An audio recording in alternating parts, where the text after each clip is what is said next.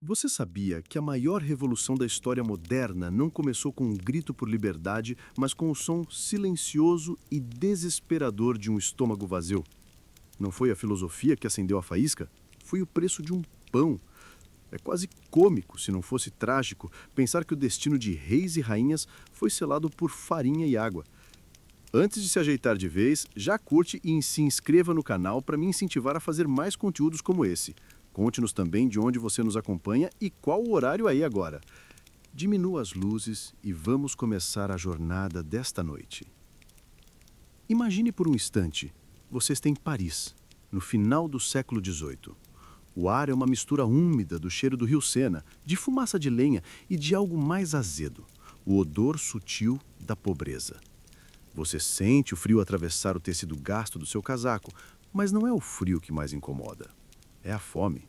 Uma dor constante, um nó que se aperta no fundo da sua barriga e nubla seus pensamentos. O pão, aquele alimento simples que sempre esteve na sua mesa, agora é um luxo inalcançável. O preço subiu tanto que um único pão pode custar o salário de uma semana inteira. Você vê as padarias, mas as prateleiras estão vazias ou guardadas por homens que não parecem amigáveis. A liberdade é uma ideia bonita, a igualdade é uma palavra poética, mas a fome é real. Ela tem garras e dentes e vive dentro de você. É aqui que tudo começa, não em salões de debate com filósofos de peruca, mas nas filas do pão que se transformam em multidões irritadas. Você vê a raiva nos olhos das mulheres, as verdadeiras gerentes da economia familiar, que veem seus filhos definhando. E com a fome vem o seu companheiro mais sombrio, a paranoia. Você começa a ouvir os sussurros nos becos escuros. As histórias dizem que não foi o mau tempo ou a colheita ruim. Dizem que a nobreza, lá no conforto de Versalhes, está fazendo isso de propósito. Eles estão guardando os grãos, estocando a farinha para fazer o preço subir e esmagar o povo. É o chamado Pacto da Fome, o Pacte de Famine, um plano diabólico para subjugar a população pela barriga. Historiadores ainda discutem se o Pacto da Fome foi uma conspiração real ou apenas a personificação do desespero em um inimigo tangível. Mas para você, ali, com o estômago roncando, não importa se é verdade. Você acredita. Acreditar te dá um alvo. A raiva, antes difusa e sem direção, agora tem um rosto, o rosto arrogante de um aristocrata. Essa crença se espalha mais rápido que qualquer doença, um vírus de desconfiança que infecta cada conversa, cada olhar trocado na rua. A guilhotina ainda não existe, mas a sua lâmina já está sendo afiada na mente de cada cidadão faminto. O medo de morrer de fome está se transformando em algo muito mais perigoso, a certeza de que alguém quer te matar. Agora, essa paranoia que nasceu na cidade começa a vazar para o campo, como uma tinta escura se espalhando pela água limpa. Você deixa para trás o ar sufocante de Paris e se encontra em uma pequena aldeia, cercada por campos de trigo que ondulam sobre o sol de verão. O cheiro agora é de terra úmida e feno recém-cortado. A vida aqui deveria ser mais simples, mais conectada aos ritmos da natureza. Mas a ansiedade é um veneno que não respeita fronteiras. Um dia, no meio da tarde, você ouve. Não é o sino da igreja chamando para a missa, com seu toque ritmado e familiar. É o sino do alarme, o toque rápido e desesperado que só significa uma coisa: perigo, fogo, invasão. O som ecoa pelo vale, um pulso de pânico que faz seu coração acelerar. Imediatamente, o trabalho para. As pessoas saem de suas casas, os rostos marcados pela confusão que rapidamente se transforma em medo. Alguém chega correndo da vila vizinha sem fôlego, os olhos arregalados de pavor. A história que ele conta é a mesma que você vai ouvir repetida dezenas de vezes nas próximas semanas, com pequenas variações. Bandos de bandidos, mercenários pagos pelos nobres, estão vindo. Eles estão queimando as colheitas nos campos, pilhando as casas e matando quem ficar no caminho. É a vingança da aristocracia. É o pacto da fome se tornando uma realidade sangrenta. O inimigo imaginário das cidades agora tem um corpo, uma arma e está marchando na sua direção. Não há tempo de questionar. A histeria é contagiosa e, neste momento, duvidar parece um luxo que pode custar sua vida. Então, você faz o que todo mundo está fazendo. Você corre para casa, mas não para se esconder. Você procura uma arma. Não uma espada ou um mosquete. Você não tem essas coisas. Você pega a foice que usa para cortar o trigo, o forcado que usa para revolver o feno. Armas de trabalho se transformam em armas de guerra. Você se junta aos outros homens e mulheres na praça da aldeia, um exército improvisado de fazendeiros, ferreiros e donas de casa, todos armados com o medo e as tuas terras de trabalho. Vocês esperam. As horas se arrastam. O sol começa a se pôr, pintando o céu com tons de laranja e roxo, mas a beleza do crepúsculo é ofuscada pela tensão. Você olha para a estrada, esperando ver a poeira levantada por botas de mercenários. Mas nada acontece. Os bandidos não chegam. Eles não existiram. Historiadores ainda debatem a origem exata dos rumores do Grande Medo, se foram espontâneos ou se houve algum tipo de agitação deliberada para armar o campesinato. O fato curioso é a velocidade com que o pânico viajou, muitas vezes mais rápido que um cavaleiro poderia galopar, um verdadeiro telefone sem fio do terror. Mas aqui está a parte crucial, a virada psicológica. A energia do medo, uma vez convocada, não pode simplesmente desaparecer. A adrenalina ainda corre nas suas veias. O inimigo não veio até vocês, então vocês decidem ir até o inimigo. Ou, pelo menos, até o símbolo dele. Alguém grita, para o castelo! E a multidão, antes uma defesa aterrorizada, se torna uma força de ataque. O alvo é o castelo do senhor local, o prédio de pedra que sempre pairou sobre suas vidas como um rembrete constante de poder e privilégio. A pior parte ainda não é a guilhotina. É essa transformação, um momento em que a paranoia coletiva se arma e encontra uma direção. A energia caótica que você ajudou a liberar nos campos não pode ser simplesmente guardada de volta na caixa. A raiva, agora armada e organizada, precisa de uma direção. E a nova Assembleia Nacional em Paris sabe disso. Eles precisam mostrar que a justiça mudou de mãos. Mas como fazer isso? As execuções do antigo regime eram um espetáculo grotesco e desigual. Você se lembra das histórias, ou talvez tenha até visto. Um nobre, se condenado, teria a honra de ser decapitado por uma espada, um ato que exigia um carrasco habilidoso e que, muitas vezes, saía terrivelmente errado, transformando a cena em um açougue. Já um homem comum, como você, seria enforcado, um processo lento e humilhante.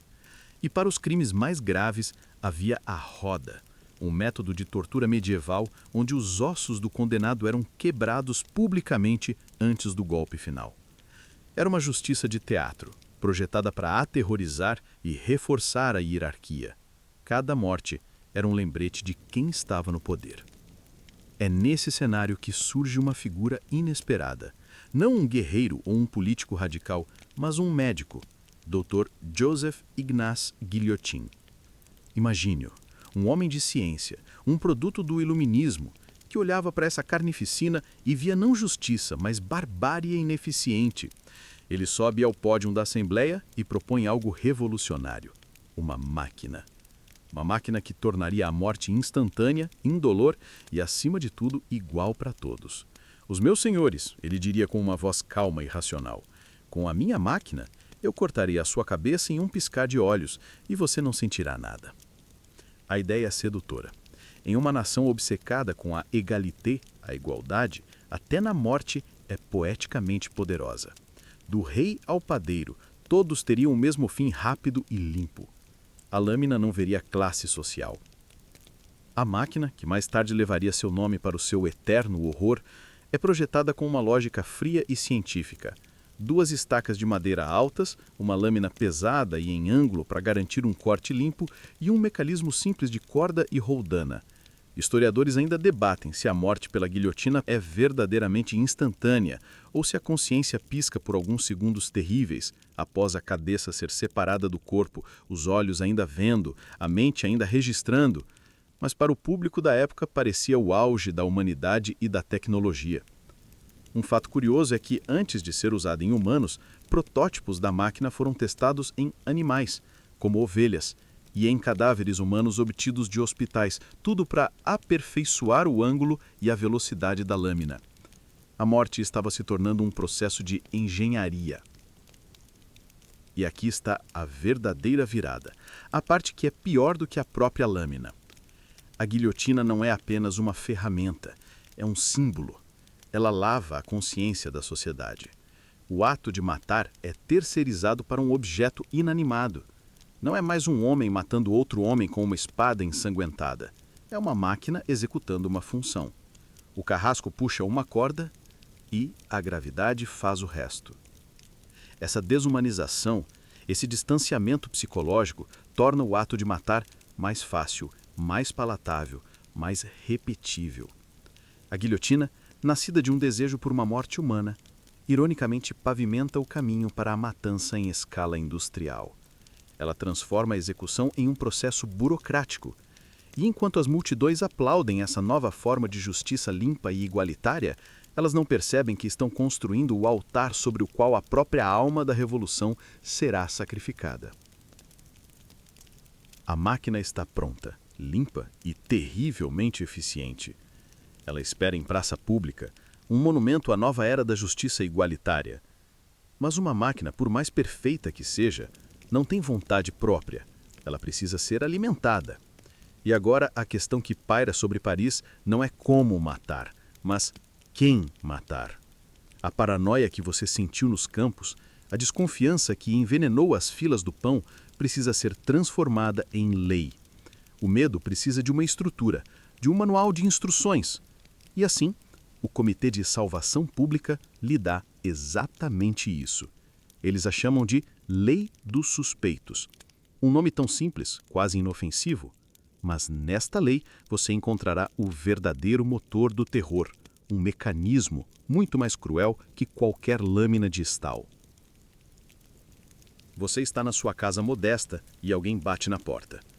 Não é um amigo, é um membro da guarda local. Ele lhe entrega um panfleto, o texto da nova lei. Você o lê à luz de uma vela e um calafrio percorre sua espinha. Um frio que nada tem a ver com o tempo lá fora. A lei é uma obra-prima de ambiguidade. Ela não lista crimes específicos. Em vez disso, ela define um novo tipo de criminoso, o suspeito. E quem é um suspeito? A lista é longa e aterrorizante. São suspeitos aqueles que, por sua conduta, suas conexões, suas palavras ou seus escritos, se mostram partidários da tirania ou inimigos da liberdade. Mas o que isso significa? O que é uma conduta suspeita? Talvez seja não cantar o hino revolucionário com entusiasmo suficiente na rua? Talvez seja usar a saudação formal Monsieur em vez do novo citoyen? A lei vai mais fundo. São suspeitos os antigos nobres e suas famílias que não demonstraram constantemente a sua devoção à revolução. E como se mede a devoção? É um sentimento, uma performance? A paranoia agora tem um roteiro. De repente, o seu passado importa.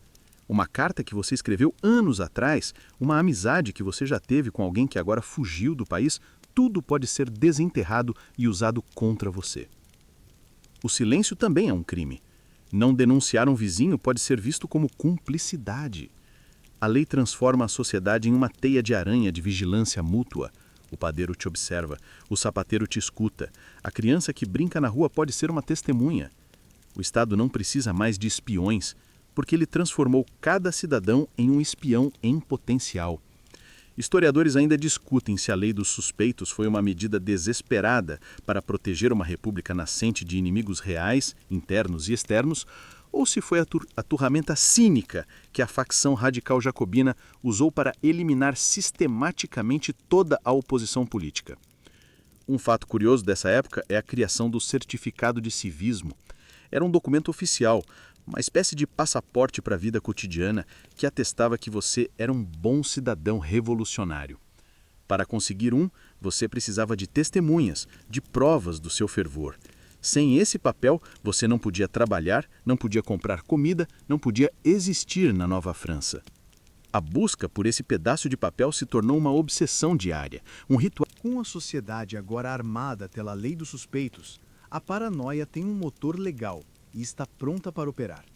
Mas a revolução, em sua busca por apagar completamente o passado, percebe que não basta controlar o corpo e a mente das pessoas. É preciso controlar a alma.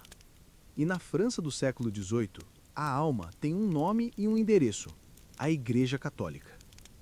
Por mais de 1000 anos, ela foi a espinha dorsal da identidade francesa, O som dos sinos marcava o ritmo do dia, os feriados dos santos marcavam o ritmo do ano, e os rituais de batismo, casamento e funeral marcavam o ritmo da vida. A igreja não era apenas um prédio, era o próprio tecido da realidade. E para os revolucionários mais radicais, esse tecido precisava ser rasgado em pedaços. Imagine, você acorda em uma manhã de domingo. O ar está estranhamente silencioso. O sino da sua paróquia, aquele som familiar que te acompanhou desde o nascimento, não está tocando. Você sai para a rua e vê um grupo de homens, membros do clube jacobino local, com martelos e pés de cabra em frente à igreja. Eles não estão ali para rezar. Você assiste, paralisado, enquanto eles começam a destruir séculos de história.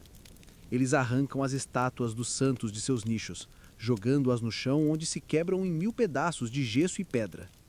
Eles entram e picham as paredes, cobrindo os afrescos de anjos e apóstolos com slogans revolucionários. Eles pegam os crucifixos de ouro e os cálices de prata, não por valor religioso, mas como símbolos da superstição e da riqueza que precisam ser derretidos e transformados em moedas para o esforço de guerra. A casa de Deus está sendo saqueada. Este movimento, conhecido como descristianização, é talvez o aspecto mais chocante e profundo da radicalização. Não é uma reforma, é uma tentativa de aniquilação cultural. Padres são forçados a renunciar aos seus votos sob ameaça de prisão ou morte. Freiras são expulsas de seus conventos. Os próprios nomes dos lugares são mudados. A cidade de Saint-Tropez, por exemplo, é renomeada para Héracle. Qualquer referência a um santo ou a uma figura bíblica é sistematicamente apagada do mapa. É como se a nação estivesse tentando induzir uma amnésia coletiva. Historiadores ainda debatem a extensão do apoio popular a essas medidas. Se a maioria da população, especialmente no campo, as aceitou passivamente ou se as viu como um sacrilégio aterrorizante. O fato mais bizarro e revelador desse período é a criação do culto da razão. As igrejas, como a majestosa Catedral de Notre-Dame, em Paris, são rebatizadas como templos da razão. O altar é removido e, em seu lugar, é erguido um palco. E, numa cerimônia que parece tirada de um sonho febril, uma atriz ou uma mulher da sociedade conhecida por sua beleza é vestida como a deusa da razão. Ela se senta no altar enquanto os líderes revolucionários cantam hinos à liberdade e à filosofia. É um teatro grandioso, uma tentativa de substituir a fé transcendental por uma ideologia terrena. A mensagem é clara: não há céu nem inferno, apenas a república. Não há Deus, apenas a razão. Mas essa razão, em sua busca por pureza, está se tornando tão dogmática e intolerante quanto a religião que ela busca substituir. A guilhotina pode cortar a cabeça dos inimigos, mas este movimento tenta cortar a conexão de um povo com o seu passado, com sua identidade espiritual. É uma violência mais profunda, um corte que visa a alma da nação. E uma nação sem alma é capaz de qualquer coisa. No epicentro deste terremoto cultural e político, onde a razão se torna um culto e a suspeita se torna lei, está um homem. Para entender a lógica do terror, você precisa tentar, por um momento, entrar na mente dele. Ele não é um tirano clássico sedento por ouro ou poder bruto. Ele é algo muito mais complexo e perigoso, um idealista. O seu nome é Maximilien Robespierre. Imagine-o. Ele não é fisicamente imponente. É um homem de estatura média, sempre impecavelmente vestido, com sua peruca branca perfeitamente empoada. Ele tem uma voz fina, quase fraca, e um tique nervoso nos olhos. Ele não parece um monstro. Ele parece um advogado meticuloso, o que de fato ele era. Mas por trás dessa fachada controlada, queima um fogo de convicção que consumirá a França. Você observa na tribuna do Clube dos Jacobinos, seu púlpito. Quando ele fala, ele não grita ou gesticula como outros oradores. Ele fala com uma calma gélida, uma precisão lógica que é hipnótica e aterrorizante. A sua palavra preferida é virtude. Para ele, a revolução não é apenas sobre mudar o governo. É sobre criar um novo tipo de ser humano, um cidadão virtuoso, um cidadão livre de egoísmo, de ganância, de todos os vícios do antigo regime. A República da Virtude é o seu paraíso na Terra. E como todo idealista que busca criar o paraíso, ele se torna absolutamente implacável com qualquer um que se interponha no seu caminho. Se a virtude é o objetivo, então o terror, ele argumenta, é a ferramenta. O terror, diz ele em um de seus discursos mais famosos, nada mais é do que a justiça, pronta, severa e inflexível. É, portanto, uma emanação da virtude.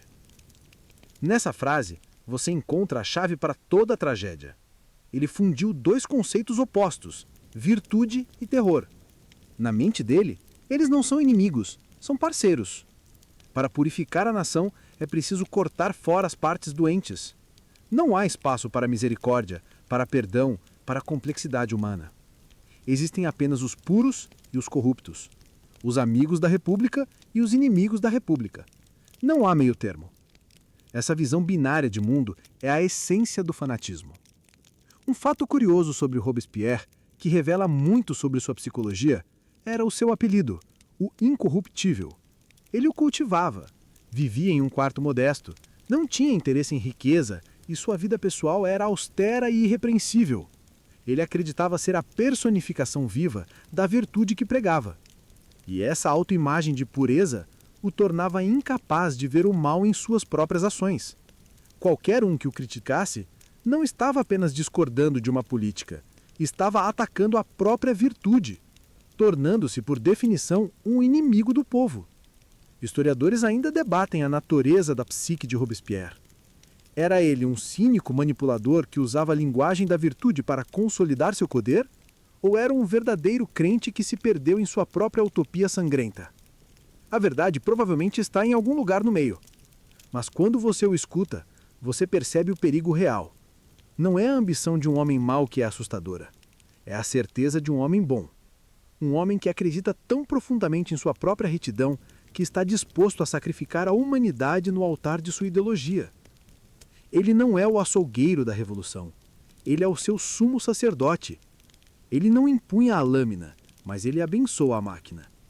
E ao fazer isso, ele transforma o terror de um ato de desespero em um ato de fé.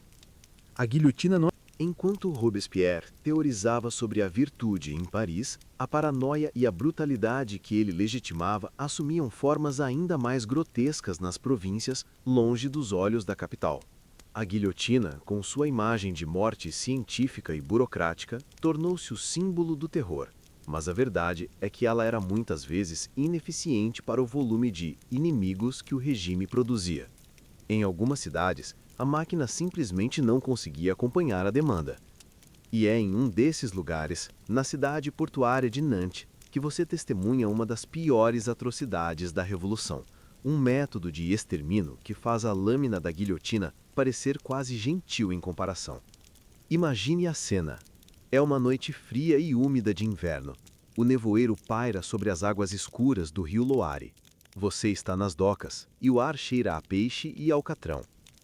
Mas há outro cheiro no ar esta noite, o cheiro do medo.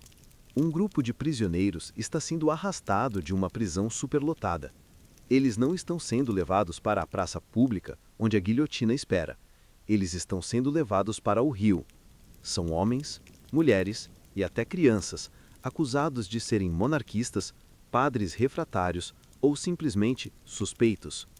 Eles são amarrados em pares, às vezes um homem e uma mulher, em uma zombaria macabra do sacramento do matrimônio que os carrascos chamavam de casamentos republicanos. Em seguida, são empurrados para dentro de uma barcaça, uma velha embarcação de fundo chato. O homem no comando desta operação é Jean-Baptiste Carrier, um representante enviado por Paris para pacificar a região. Ele olha para a superlotação das prisões e vê não um problema humanitário, mas um problema logístico. A guilhotina é muito lenta, os fuzilamentos gastam muita pólvora. Então, ele tem uma ideia, uma solução que ele chama de batismo vertical, ou deportação vertical. Ele ordena que a barcaça, agora lotada de corpos trêmulos e amarrados, seja rebocada para o meio do rio. E então, os carrascos abrem alçapões especialmente instalados no fundo do barco ou simplesmente fazem buracos no casco com machados. A água gelada do Loire começa a jorrar para dentro. O barco afunda lentamente, levando consigo sua carga humana. Os gritos ecoam pela noite, abafados pela água, até que o silêncio retorna, quebrado apenas pelo som suave do rio. Historiadores ainda tentam calcular o número exato das vítimas dos afogamentos de Nantes, mas as estimativas variam de 2 a 9 mil mortos em apenas alguns meses. É uma matança em escala industrial, uma fábrica de morte flutuante. Um fato particularmente cruel é que Carrier se referia ao rio Loire como a banheira nacional. Essa linguagem desumanizante era essencial para o processo. Os prisioneiros não eram pessoas, eram lixo, carga a ser descartada. Carrier justificava suas ações como uma necessidade militar, uma forma de limpar a retaguarda enquanto o exército republicano lutava contra os rebeldes da Vendéia. Mas a natureza sádica e sistemática dos afogamentos revela algo mais profundo: a completa falência moral que se instalou no coração de alguns líderes revolucionários. A guilhotina, por mais terrível que fosse, ainda mantinha uma fachada de processo legal. Havia um julgamento, mesmo que fosse uma farsa, e a morte era individual. Os afogamentos de Nantes eram diferentes. Eram anônimos, impessoais, uma forma de apagar a identidade, a França, sem sequer reconhecer sua individualidade. Este é o terror sem a lâmina. A paranoia em sua forma mais pura e nihilista, onde o objetivo não é mais punir o inimigo, mas simplesmente erradicá-lo da maneira mais eficiente possível. A tentativa de apagar a identidade da França não se limitou a destruir estátuas, saquear igrejas ou afogar dissidentes. Os revolucionários mais radicais perceberam que para controlar verdadeiramente o presente e o futuro, era preciso controlar a própria percepção do tempo.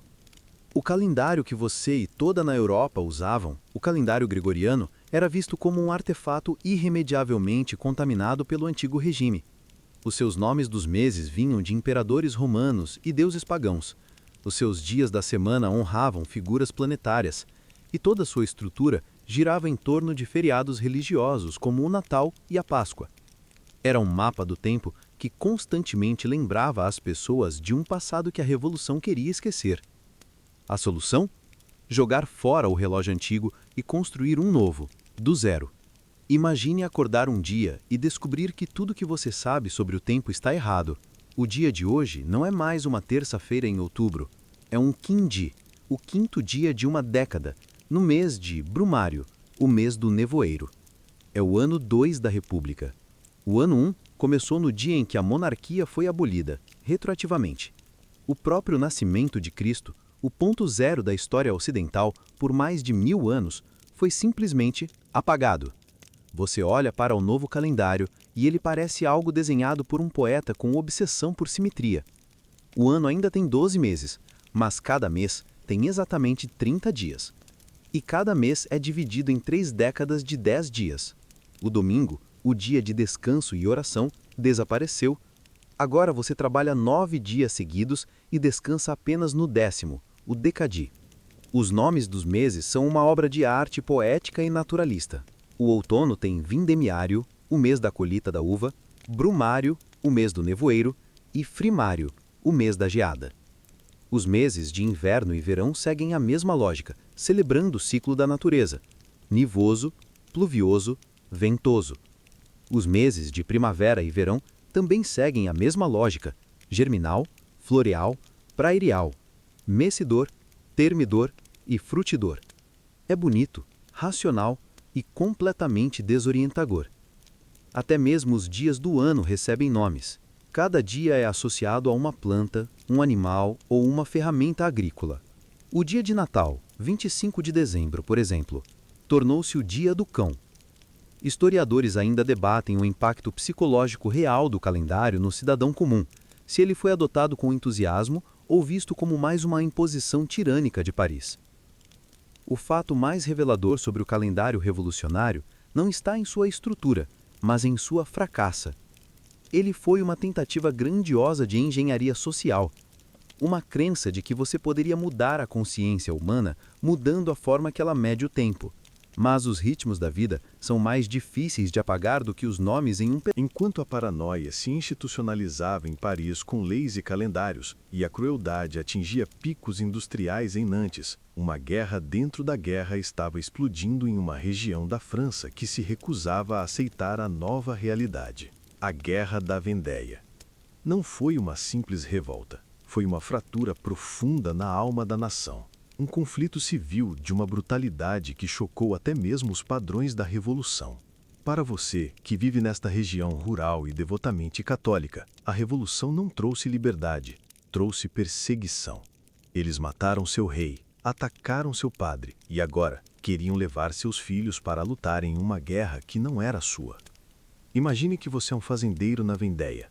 Sua vida é definida por 3 coisas: sua família, sua fé e sua terra. A revolução para você é um ruído distante e ameaçador vindo de Paris, uma cidade que você considera um antro de ateus e advogados. No início, você assistiu com desconfiança, mas então a agressão se tornou direta. O governo revolucionário exigiu que seu padre local, o homem que te batizou e que ouviu as confissões de sua família por gerações, fizesse um juramento de lealdade ao Estado, um juramento que muitos padres viram como uma traição a Deus. Quando ele se recusou, foi substituído por um padre constitucional, um estranho enviado por Paris, que você e seus vizinhos boicotaram. Depois, vieram os decretos de descristianização, a profanação de suas igrejas. A gota d'água foi o recrutamento em massa. O governo, em guerra com a maior parte da Europa, exigiu que a Vendéia enviasse 300 mil de seus jovens para o exército.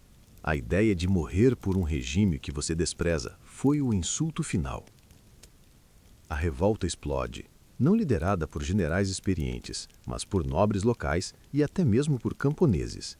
O exército que se forma é um espetáculo estranho e inspirador. Eles se autodenominam o Exército Católico e Real. Eles não têm uniformes, apenas suas roupas de trabalho. Suas bandeiras são bordadas com imagens do Sagrado Coração de Jesus. Antes de cada batalha, eles se ajoelham e rezam. É uma cruzada moderna. Uma guerra santa contra o que eles veem como as forças do mal. E para o choque do governo em Paris, eles começam a vencer. Usando táticas de guerrilha, conhecimento íntimo do terreno de bosques e pântanos, eles infligem derrotas humilhantes às tropas republicanas. Conhecidas como os Azuis, a reação de Paris é implacável.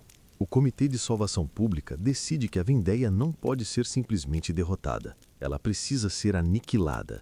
Eles emitem decretos de uma crueldade sem precedentes. O general Turreau recebe ordens para transformar a região em um cemitério nacional. Ele cria as colunas infernais, 12 colunas do exército, que marcham pela Vendéia com uma única instrução: matar tudo o que se move e queimar tudo o que está de pé. Homens, mulheres, crianças, gado, fazendas, colheitas, vilarejos inteiros são sistematicamente destruídos. Não é mais uma guerra. É um extermínio. Historiadores ainda debatem intensamente se as ações na Vendéia constituem o primeiro genocídio da era moderna. A linguagem dos decretos de Paris, falando em exterminar a raça impura dos vendeanos, certamente apoia essa interpretação. A guilhotina em Paris parecia um instrumento cirúrgico em comparação com o massacre indiscriminado que ocorreu aqui. Um fato sombrio é que, em algumas áreas, os soldados republicanos chegaram a derreter a gordura dos corpos das vítimas para fazer sabão, uma profanação final que revela a profundidade da desumanização. A guerra na Vendéia é a prova final de que a pior parte da revolução não foi uma máquina, mas a ideologia que a operava. Uma ideologia que, em nome da virtude, foi capaz de cometer os pecados mais sombrios. De volta a Paris, a cidade está mergulhada em sangue e paranoia. O terror está no auge, a guilhotina trabalha sem descanso e a guerra na Vendéia consome milhares de vidas. Em meio a esse caos, Robespierre, o arquiteto da virtude, sente que algo está faltando. A destruição do catolicismo com o culto da razão foi um passo necessário, mas ele a considera muito fria, muito ateísta. O ateísmo para Robespierre leva ao vício e ao caos social. Ele acredita que o povo precisa de uma fé, de algo em que acreditar para ser moralmente bom. Se Deus não existe, então ele precisa ser inventado. E é exatamente isso que ele decide fazer. Ele vai dar à França uma nova religião, com ele mesmo como seu profeta. Imagine a cena.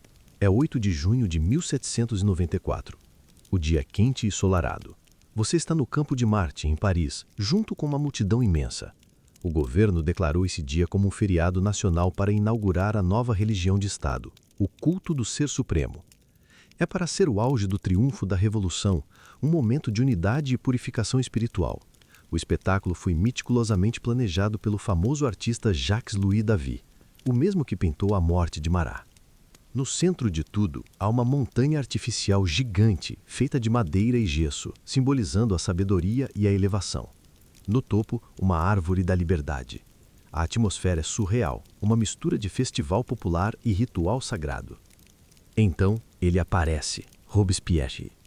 Ele não está vestido como um político, mas como um sumo sacerdote. Ele usa um casaco azul celeste e calças douradas e carrega um buquê de flores, frutas e espigas de trigo.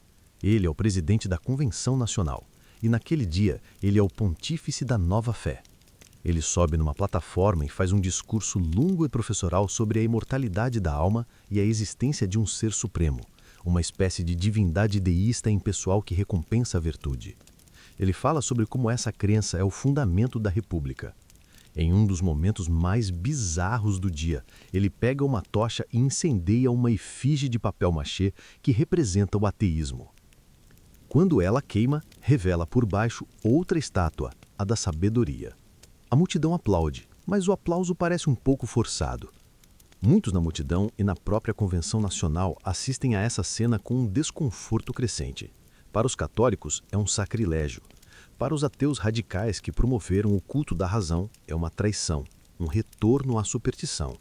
E para muitos políticos, é a prova final de que a ambição de Robespierre não tem limites. Ele não quer mais ser apenas um líder político, ele quer ser um deus. Historiadores veem o Festival do Ser Supremo como ponto de virada, o momento em que Robespierre, cego por sua própria arrogância, perde o contato com a realidade política.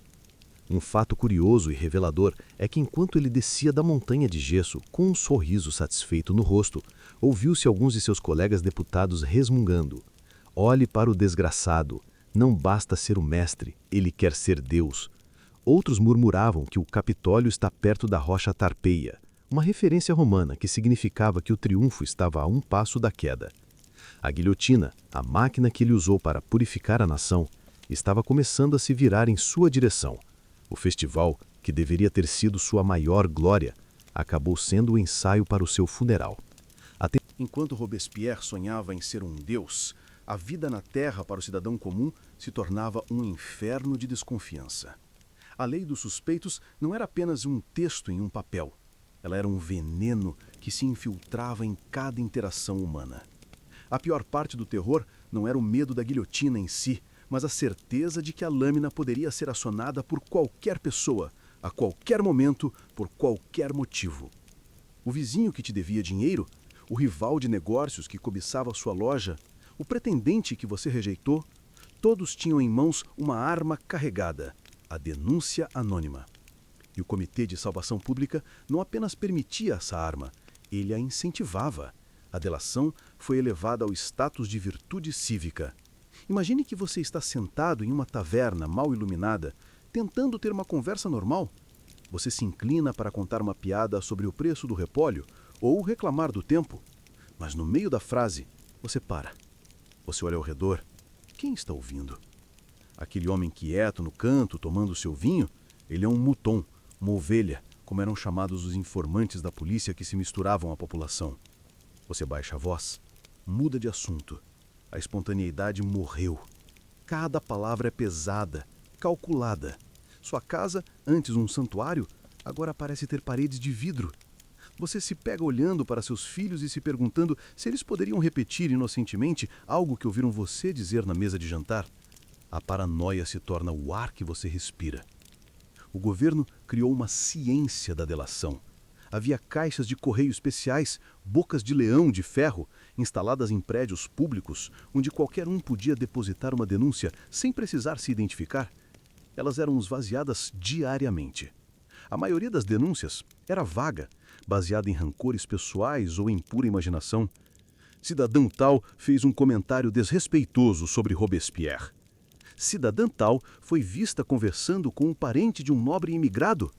Mas para os comitês revolucionários locais, famintos por suspeitos para encher as prisões e justificar sua própria existência, mesmo a acusação mais frágil era suficiente para uma investigação e, muitas vezes, uma prisão. O ônus da prova era invertido. Você não era inocente até que se provasse a culpa. Você era culpado até que conseguisse provar sua inocência, uma tarefa quase impossível em um sistema projetado para condenar. Historiadores ainda analisam as motivações complexas por trás da delação em massa. Havia os verdadeiros crentes, os fanáticos que realmente viam inimigos da revolução em toda parte. Havia os oportunistas, que usavam a delação para se livrar de concorrentes ou tomar suas propriedades. E havia os aterrorizados, as pessoas que denunciavam os outros por medo de serem denunciadas primeiro, em uma espécie de ataque preventivo. Um fato curioso e sombrio desta época era a economia que se desenvolveu em torno da delação. Informantes profissionais recebiam pagamentos por cada aristocrata que entregavam. O medo se tornou um negócio lucrativo. Lembre-se do certificado de civismo que você precisava para sobreviver. Uma das maneiras mais rápidas de provar seu fervor revolucionário e obter seu certificado era denunciar alguém. O sistema criava um ciclo vicioso, uma espiral de medo e traição que corroía o próprio tecido da sociedade. A confiança, a cola que mantém qualquer comunidade unida, foi dissolvida em ácido. A guilhotina matava o corpo, mas a ciência da delação assassinava a comunidade. Ela transformava amigos em inimigos e vizinhos em estranhos. Esse isolamento, essa solidão em meio à multidão, era a tortura psicológica mais profunda de todas. A guerra contra o passado não se contentava em mudar o tempo ou matar os vivos. Ela se voltava contra os mortos, contra a própria pedra e o bronze que carregavam a memória do antigo regime. A revolução, em seu fervor purificador, desenvolveu uma forma de vandalismo sancionado pelo Estado, uma iconoclástia sistemática que visava apagar fisicamente qualquer vestígio da monarquia e da religião do cenário público. Você caminha pelas ruas de Paris e a cidade parece um canteiro de obras ao contrário, um lugar onde as coisas não estão sendo construídas, mas sim desconstruídas. Imagine-se diante da majestosa fachada da Catedral de Notre-Dame, antes mesmo do culto da razão tê-la profanada. Você olha para cima, para a Galeria dos Reis, uma fileira de 28 estátuas representando os reis de Judá do Antigo Testamento. Por séculos, elas estavam ali, testemunhas silenciosas da história de Paris. Mas a multidão, em um erro de interpretação histórica, acredita que elas representam os reis da França. Para eles, são 28 símbolos de tirania. Com cordas e martelos, eles sobem e, uma por uma, decapitam as estátuas, derrubando suas cabeças na praça abaixo, onde são esmagadas sob os pés do povo. É uma guilhotina simbólica, uma execução de figes de pedra que antecede a execução do rei de carne e osso. Essa fúria se espalha por toda a França. Estátuas equestres de Luís XIV e Luís XV são derrubadas de seus pedestais e enviadas para fundições para serem transformadas em canões para o exército revolucionário.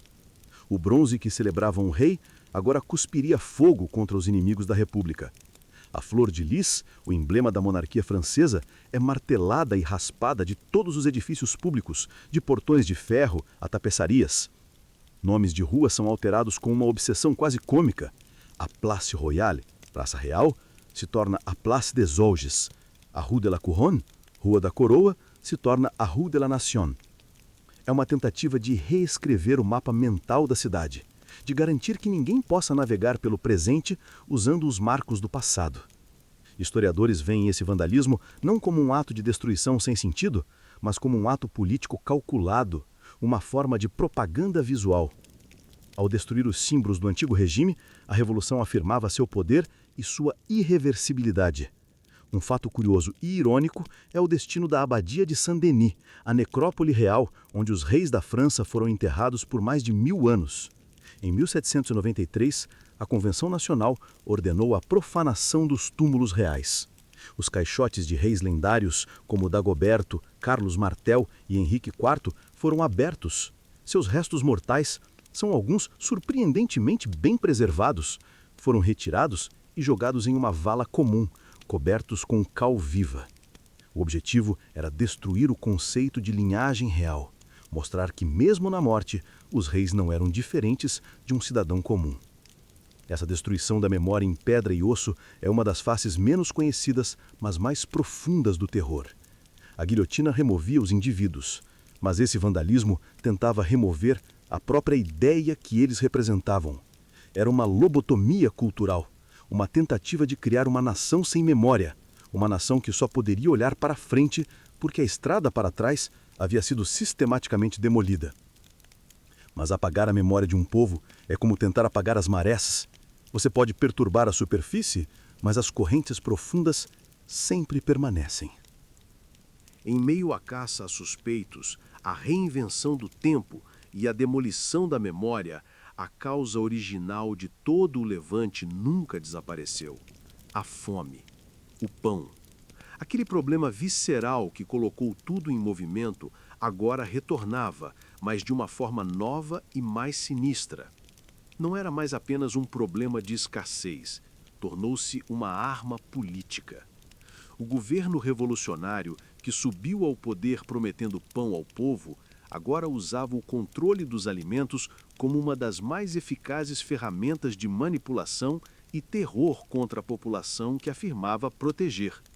A guilhotina era o castigo, mas a fome era o controle diário. Imagine que você mora em um bairro operário de Paris. A paranoia já é sua companheira constante, mas a ansiedade mais imediata é a do dia seguinte. O que você vai comer? O governo implementou a Lei do Máximo Geral, uma tentativa de controlar os preços de bens essenciais, incluindo o pão. Na teoria, parecia uma boa ideia, uma forma de combater a especulação e garantir que todos pudessem pagar pela comida. Na prática, foi um desastre. Os fazendeiros, forçados a vender seus grãos por um preço que muitas vezes não cobria seus custos, simplesmente pararam de levar seus produtos para o mercado. Eles preferiam esconder a colheita ou alimentar seu próprio gado a vendê-la com prejuízo. O resultado? As prateleiras das padarias, que já estavam vazias, agora ficaram ainda mais desoladas. O governo responde criando um sistema de racionamento. Você recebe um cartão, um pedaço de papel que lhe dá o direito de comprar uma quantidade miserável de pão por dia, se houver pão para comprar. As filas se formam antes do amanhecer. Horas de espera no frio e na chuva por uma chance de conseguir um pão duro e de má qualidade, muitas vezes misturado com serragem ou outras substâncias para aumentar o volume. A fila do pão se torna o centro da vida social e política. É onde os rumores se espalham, onde a raiva ferve e onde os espiões do governo, os moutons, ficam de ouvidos atentos para qualquer sinal de descontentamento. Reclamar em voz alta na fila do pão pode significar uma visita do comitê revolucionário local e uma viagem só de ida para a prisão. Historiadores veem o controle dos alimentos como um pilar central do poder jacobino. Ao controlar o estômago de Paris, eles controlavam sua população. A ameaça de retirar o cartão de racionamento de alguém era tão poderosa quanto a ameaça da guilhotina. Um fato particularmente sombrio desta época foi a criação do Exército Revolucionário. Mas não um exército para lutar contra a Áustria ou a Prússia. Era um exército de cidadãos urbanos, os sans-culottes, que eram enviados ao campo para confiscar à força os grãos dos fazendeiros egoístas. Essas expedições muitas vezes se tornavam violentas, criando uma guerra civil de baixa intensidade entre a cidade e o campo, entre o consumidor faminto e o produtor ressentido. O governo, em vez de resolver o problema da fome, o armou, transformando num conflito entre diferentes segmentos de sua própria população. A revolução, que começou com a promessa de pão e liberdade, agora oferecia um pão amargo em troca de obediência silenciosa. Era um lembrete diário e cruel, de que o novo regime, em sua busca por uma utopia virtuosa, havia se tornado tão opressor quanto aquele que derrubou, apenas de uma maneira mais burocrática e faminta. Em meio a todo esse caos, em meio às execuções públicas, à fome controlada e à paranoia que envenenava o ar, uma geração inteira de crianças estava crescendo. Elas não conheciam o mundo de antes. Para elas, a revolução não era uma ruptura, era a normalidade. O som da carroça dos condenados, a tumbela, rangendo nas ruas de paralelepípedos, era tão comum quanto um choro de um bebê. A visão da guilhotina na praça era parte da paisagem urbana. Como essa atmosfera de violência constante e medo penetrante moldou a psique dessas crianças? O que acontece com uma sociedade quando a sua juventude é criada em um teatro de crueldade? Imagine que você é uma criança em Paris durante o auge do terror. Seus jogos na rua são um reflexo sombrio do mundo adulto. Você não brinca mais de esconde-esconde. Você e seus amigos brincam de guilhotina. Vocês constroem pequenas réplicas da máquina com pedaços de madeira e usam uma lâmina improvisada para executar bonecas, ratos ou até mesmo vegetais. Não é visto como algo mórbido, é apenas o que vocês fazem. Você assiste às execuções reais com uma mistura de fascínio e terror. Seus pais talvez tentem te proteger, mas é impossível. As execuções são eventos públicos, espetáculos. Vendedores ambulantes vendem limonada e bolos e programas com a lista dos atores do dia, os condenados, são distribuídos. É um entretenimento popular e você está imerso nele. A escola, se você tiver a sorte de frequentar, também é uma ferramenta de indoutrinação. Você não aprende mais o catecismo, você aprende o catecismo republicano. Você memoriza as respostas para perguntas como: o que é um rei? E a resposta correta é: um monstro devorador de homens. Você canta canções patrióticas que celebram a violência contra os inimigos da República. Os brinquedos também mudam. Em vez de soldados de chumbo representando. Em todas essas cenas de fome, paranoia e violência, seria fácil imaginar as mulheres apenas como vítimas passivas. As mães chorando nas filas do pão, as esposas lamentando seus maridos presos, as freiras expulsas de seus conventos. E elas foram tudo isso. Mas essa imagem é perigosamente incompleta. As mulheres da Revolução Francesa não foram meras espectadoras do caos. Elas foram algumas de suas agentes mais ferozes, suas participantes mais vocais e, por vezes, suas instigadoras mais implacáveis. Elas não estavam apenas na plateia do terror, muitas vezes estavam no palco. Lembre-se do início de tudo, as filas do pão.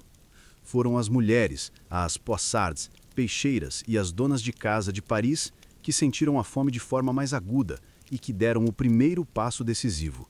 Em outubro de 1789, cansadas de promessas vazias, uma multidão de milhares de mulheres, armadas com facas de cozinha, porretes e até alguns canhões roubados, marchou por 12 milhas, sob uma chuva torrencial até o Palácio de Versalhes.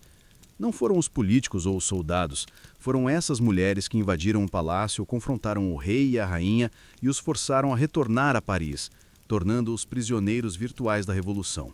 Foi um ato de poder popular bruto, liderado e executado por mulheres. À medida que a Revolução se radicalizava, a participação feminina também se radicalizava. Elas formaram seus próprios clubes políticos, como a Sociedade das Cidadãs Republicanas Revolucionárias. Nestes clubes, elas debatiam política, exigiam o direito de portar armas e pressionavam a Convenção Nacional por medidas mais radicais contra os inimigos da Revolução. Elas se tornaram as guardiãs da pureza revolucionária nas ruas. Um grupo de mulheres, conhecido como as tricotês, as tricoteiras, tornou-se uma presença constante nas execuções da guilhotina. Elas se sentavam nos melhores lugares, perto do cadafalso, tricotando calmamente enquanto as cabeças rolavam. Sua presença silenciosa e aprovadora se tornou um símbolo do apoio popular ao terror. Elas eram o coro grego dessa tragédia sangrenta. Historiadores ainda debatem a natureza da agência feminina durante a Revolução. Foram elas manipuladas pelos líderes masculinos ou foram uma força política independente? A verdade é que foram ambas as coisas. Elas foram usadas como símbolos da vontade do povo, mas também usaram a retórica revolucionária para seus próprios fins, para exigir direitos e exercer poder em uma sociedade que tradicionalmente lhes negava ambos. Um fato curioso e trágico é o destino de muitas dessas mulheres radicais. Quando o regime jacobino consolidou seu poder, ele se voltou contra suas próprias aliadas. Olympe de Gouges, uma dramaturga que escreveu a Declaração dos Direitos da Mulher e da Cidadã, foi guilhotinada. Os clubes políticos femininos foram proibidos. Os líderes masculinos da Revolução, como Robespierre, embora defendessem a igualdade em teoria, na prática, acreditavam no modelo de Rousseau, que a esfera da mulher era a doméstica, não a política. Elas foram úteis para iniciar o incêndio. Mas uma vez que o fogo estava sob controle, foram mandadas de volta para a cozinha. A revolução, que elas ajudaram a criar com tanto fervor, acabou por traí-las, mostrando que a fraternidade da nova república tinha limites muito claros e muito masculinos. A guilhotina não fazia distinção de gênero, mas a utopia que ela deveria criar certamente fazia. Agora, a lógica doentia do terror atinge o seu ponto de inevitabilidade. A máquina da paranoia, uma vez posta em movimento, não pode ser desligada. Depois de devorar os monarquistas, os padres, os moderados e os suspeitos de todos os tipos, ela começa a ficar com fome novamente. E quando não há mais inimigos externos óbvios para consumir, a revolução começa a se devorar. A paranoia, como um ácido, começa a corroer o próprio núcleo do poder jacobino. Os homens que juntos construíram o terror agora começam a olhar uns para os outros com a mesma suspeita que ensinaram a nação a sentir. O círculo de confiança de Robespierre se torna cada vez menor, até que ele se vê praticamente sozinho na sua torre de virtude. Imagine a cena na Convenção Nacional. O ar está pesado, não apenas pelo calor do samão, mas por uma tensão palpável. De um lado você tem Robespierre e seus aliados mais radicais, como o jovem e implacável Saint-Just, apelidado de o Anjo da Morte. Eles acreditam que o terror ainda não foi longe o suficiente. Eles veem conspirações e corrupção em toda parte e defendem uma purificação final e ainda mais sangrenta. Do outro lado estão homens como o Georges Danton. Danton era a antítese de Robespierre, um homem grande, barulhento, amante dos prazeres da vida, cuja voz de trovão tinha inspirado o povo nos primeiros dias da Revolução. Ao lado dele está Camille Desmoulins, um jornalista brilhante e amigo de infância de Robespierre, cujos escritos ajudaram a inflamar a queda da Bastilha. Agora eles e seus seguidores, os indulgentes, estão cansados do sangue. Eles argumentam que a República está segura, que as ameaças externas foram contentidas e que é hora de acabar com o terror, de curar as feridas da nação. Para Robespierre, essa chamada à moderação não é uma diferença de opinião política. É traição, é corrupção. Na sua mente binária, quem não está com ele na busca pela virtude total está contra ele. E estar contra ele significa ser um inimigo da República. A amizade pessoal não significa nada. A lealdade passada é irrelevante. Ele se volta contra os seus antigos camaradas com a mesma frieza que se voltou contra a monarquia. Danton, Desmoulins e seus aliados são presos. O julgamento é uma farsa. Danton, com sua coragem e sua voz poderosa, tenta se defender, transformando o tribunal em um espetáculo, mas o resultado já está decidido. A caminho da guilhotina, você os vê passar na carroça. Desmoulins chora, segurando um medalhão com o cabelo de sua esposa. Danton permanece desafiante até o fim. Dizem que, ao passar pela casa onde Robespierre morava, ele gritou: "Maximilien, você me seguirá." E no cadafalso, suas últimas palavras para o carrasco foram: "Mostre-me a cabeça ao povo. Vale a pena ver." Historiadores ainda debatem as razões exatas por trás da queda de Danton. Foi realmente sua suposta corrupção financeira ou foi simplesmente porque sua popularidade e seu poder representavam uma ameaça ao domínio de Robespierre? Um fato curioso e trágico é o destino de muitas dessas mulheres radicais. Quando o regime jacobino consolidou seu poder, ele se voltou contra suas próprias aliadas. Olympe de Gouges, uma dramaturga que escreveu a Declaração dos Direitos da Mulher e da Cidadã, foi guilhotinada. Os clubes políticos femininos foram proibidos.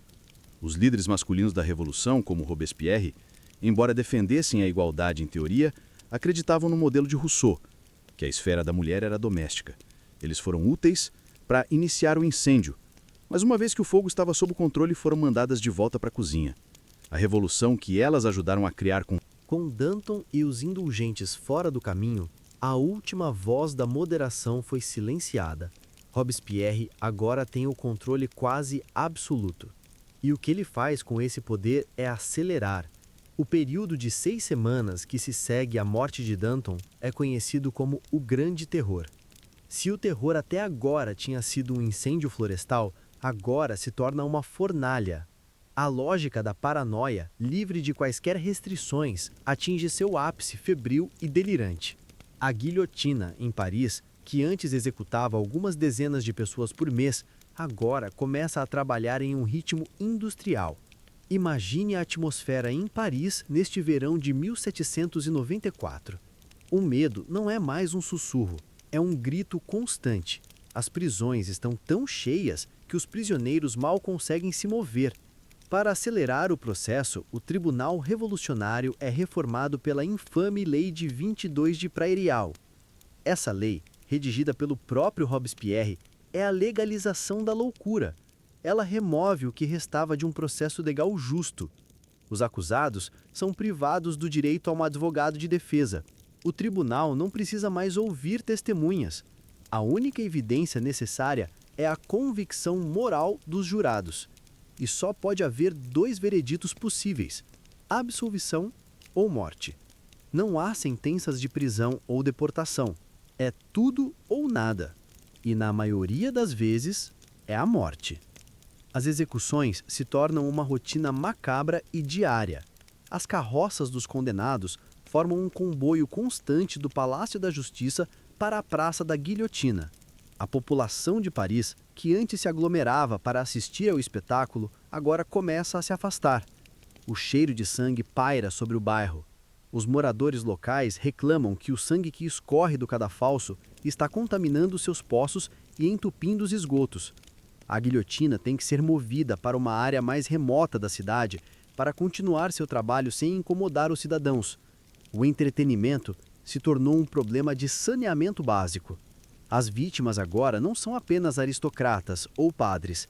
São padeiros acusados de estocar farinha, donas de casa que reclamaram do preço dos vegetais, pessoas cujos nomes foram confundidos com os de outras. A máquina está fora do controle, devorando indiscriminadamente. Historiadores apontam que durante o Grande Terror, mais pessoas foram executadas em Paris em 6 semanas do que em todo o ano anterior.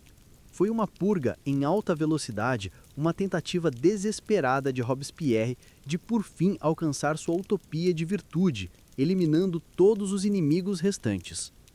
Um fato particularmente aterrorizante desta lei era sua definição vaga de inimigo do povo. Incluía qualquer um que tentasse inspirar o desânimo, espalhar notícias falsas ou corromper a moral pública. Com definições tão amplas, literalmente qualquer um poderia ser acusado. A França não estava mais sendo governada por leis, mas sim pelo humor de um punhado de homens que viam traidores em cada sombra. O Grande Terror é a prova final de que a pior parte da Revolução não foi a guilhotina em si. Foi a ideia de que a humanidade pode ser aperfeiçoada se você simplesmente cortar as partes imperfeitas. Mas a humanidade não é uma estátua de mármore. É uma coisa viva, confusa e imperfeita. E ao tentar esculpi-la com uma lâmina, Robespierre não estava criando um anjo, estava criando um monstro. E o monstro estava prestes a se virar contra seu criador. O clímax da tragédia está próximo. A atmosfera na Convenção Nacional é a de uma sala cheia de homens armados, todos se olhando, ninguém ousando ser o primeiro a piscar. Robespierre, no auge do seu poder, tornou-se isolado. Sua retórica sobre virtude e terror começou a soar como a de um louco, mesmo para seus antigos aliados. Ele para de acompanhar as reuniões do Comitê de Salvamento Público por semanas, envolvendo-se em um silêncio ameaçador. Ninguém sabe o que ele está planejando, mas todos temem estar em sua próxima lista de purga. A arma que ele usou com tanto sucesso, o medo, está finalmente se voltando contra ele. Em 26 de julho de 1794, o 8 de Thermidor, no calendário revolucionário, Robespierre retorna à tribuna da convenção. Ele está pálido, mas sua voz é firme. Ele entrega um discurso de 2 horas, que é uma obra-prima de paranoia e ameaça velada. Ele fala de uma vasta conspiração contra a liberdade, uma conspiração que, segundo ele, infectou a própria convenção e os comitês de governo. Ele fala de traidores e canalhas que estão minando a república por dentro. Mas então ele comete o erro fatal. Ele se recusa a nomear os deputados que ele acusa. Ele diz que irá revelá-los no dia seguinte. Imagine o efeito disso. Cada homem naquela sala, olhando para seus colegas, se pergunta: será que ele está falando de mim? Será que meu nome estará na lista amanhã? Ao tentar aterrorizar a todos, ele inadvertidamente os uniu contra si. A sobrevivência se tornou um interesse comum. Naquela noite, Paris ferve com reuniões secretas. Homens que eram inimigos mortais até ontem agora se juntam em uma aliança desesperada. Moderados, radicais, corruptos, idealistas, todos percebem que se não agirem juntos, serão eliminados um por um. A conspiração para derrubar Robespierre é formada em poucas horas, alimentada pelo puro instinto de autopreservação. No dia seguinte, 9 de Thermidor, a armadilha está pronta. Robespierre sobe à tribuna, para finalmente nomear suas vítimas. Mas antes que ele possa falar, o caos irrompe. Deputados começam a gritar: abaixo o tirano!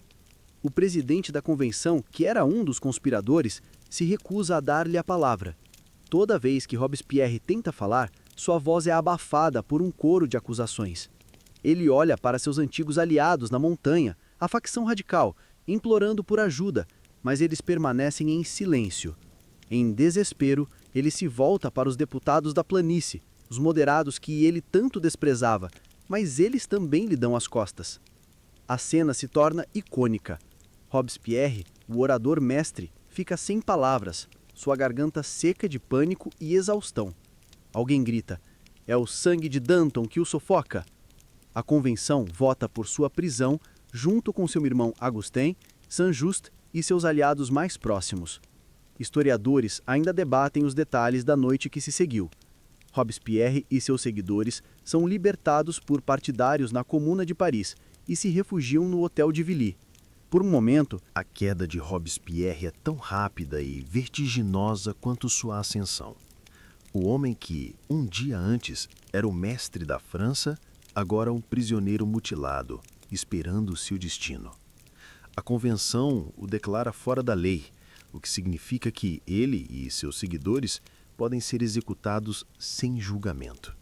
A mesma justiça sumária que eles aplicaram a tantos outros, agora é aplicada a eles. A ironia é brutal e completa. Imagine a cena final. Robespierre é levado para a guilhotina. Sua mandíbula está estraçalhada, envolta em um curativo ensanguentado. Ele não pode falar. O homem cuja voz aterrorizou uma nação agora é mudo. Ele passa pela mesma multidão que, poucas semanas antes, o aclamava como um salvador durante o Festival do Ser Supremo. Agora, eles o amaldiçoam, o cobrem de insultos. A carroça passa pela mesma casa onde Danton o havia amaldiçoado. A profecia se cumpriu. No cadafalso, o carrasco arranca o curativo de seu rosto para não atrapalhar a lâmina. Robespierre solta um grito de dor agonizante. O último som que ele fará. Um som animal, não humano. Um instante depois, a lâmina cai. A cabeça do incorruptível é mostrada à multidão, que explode em aplausos e alívio. O terror finalmente acabou. Mas o que vem depois do fim de um pesadelo? Um silêncio estranho e pesado desce sobre a França. A nação acorda como se de uma febre longa e violenta, exausta, traumatizada e profundamente desorientada. Por mais de um ano, a vida foi definida pela urgência, pelo medo, pela paranoia, pela certeza ideológica. Agora, tudo isso se foi. As prisões são abertas e milhares de suspeitos emergem, piscando sob a luz do sol, parecendo fantasmas. As pessoas começam a tentar retomar uma vida normal. Mas o que é normal agora? As feridas são muito profundas. Famílias foram destruídas, comunidades foram envenenadas pela delação. A confiança foi aniquilada. Um fenômeno curioso e revelador ocorre em Paris: a reação termidoriana. A austeridade puritana do regime de Robespierre dá lugar a uma explosão de hedonismo e extravagância. Os jovens ricos, cujas famílias sobreviveram ao terror, se tornam os incroyables e as merveilleuses. Eles usam roupas excêntricas, falam com o sotaque afetado e realizam bailes das vítimas, festas macabras onde apenas aqueles que perderam um parente na guilhotina podiam comparecer usando uma fita vermelha no pescoço como um adorno chocante. É uma forma de exorcizar o trauma através da frivolidade, uma tentativa desesperada de esquecer. Historiadores veem esse período não como uma recuperação, mas como um sintoma do trauma coletivo. A nação está em choque. O vácuo de poder deixado pela queda dos jacobinos é preenchido por políticos mais moderados, mas também mais corruptos e ineficientes. O governo que se segue, o diretório, é fraco e instável. A França anseia por ordem, por estabilidade, por alguém que possa finalmente acabar com o caos. A liberdade, a igualdade e a fraternidade eram belas palavras, mas depois de uma década de caos, a promessa de um pão na mesa e de ruas seguras soava muito mais atraente. A Revolução Francesa deixou uma cicatriz psicológica profunda na alma da França. Um trauma coletivo que criou um terreno perfeitamente fértil para a ascensão de um salvador. Um homem que pudesse personificar a glória da nação, restaurar a ordem e, ao mesmo tempo, preservar algumas das conquistas da Revolução. A França não queria um Key e não queria um Robespierre. Ela queria algo novo. E esse algo novo já estava a caminho. Imagine que você é um cidadão comum, observando o desenrolar dos acontecimentos. Você ouve as notícias que chegam das frontes de batalha. Não são notícias de derrotas ou de guerras defensivas. São notícias de vitórias espetaculares, de conquistas inacreditáveis. As notícias vêm da Itália, do Egito, e todas elas têm um nome em comum: Napoleão Bonaparte. Um jovem general da Córcega, baixo, de olhar intenso, com uma ambição que parecia não ter limites, e um gênio militar que não era visto na Europa há séculos. Ele não era só um soldado, ele era um mestre da propaganda. Suas cartas do fronte eram publicadas nos jornais de Paris, descrevendo suas vitórias em termos épicos, transformando-o numa celebridade, um herói da República. Enquanto os políticos em Paris discutiam e conspiravam, Napoleão agia.